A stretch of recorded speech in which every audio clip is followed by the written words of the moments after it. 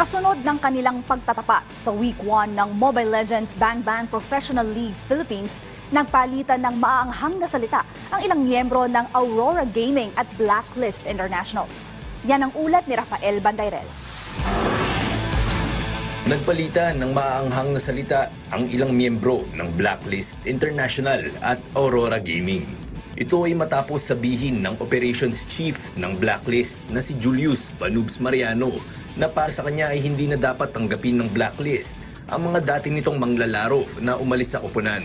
Isa si Rene J. Barcase, ang roamer ng Aurora Gaming at dating miyembro ng Blacklist sa mga umalma sa komentong iyan. Ayon kay Rene J., walang karapatang magsalita si Mariano tungkol sa issue. Hindi ko pa po nakakasama si Rene, so hindi ko po talaga siya kilala.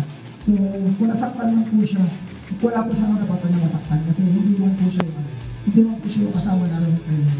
And yung CEO po namin dati na si Boss Mike, nag-usap po kami, sabi niya sa akin na laging positive po para sa akin. Hirit naman ni Mariano, tanggap niya kung anumang reaksyon ang matanggap mula sa players, pati na rin sa fans.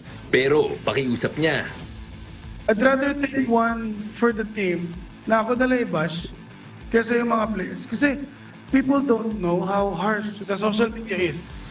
The effect of their mental, alam mo yun, we can provide all the mental fortitude to the players. But pare, hindi silang mga bata yan eh. The harsh reality in social media is very dark. kasi simula pa lamang ng Season 14 ng MPL Philippines nitong nakaraang linggo, magpapatuloy ang aksyon sa Biyernes, ika-23 ng Agosto. Rafael Bandayrel para sa Pambansang TV sa Bagong Pilipinas.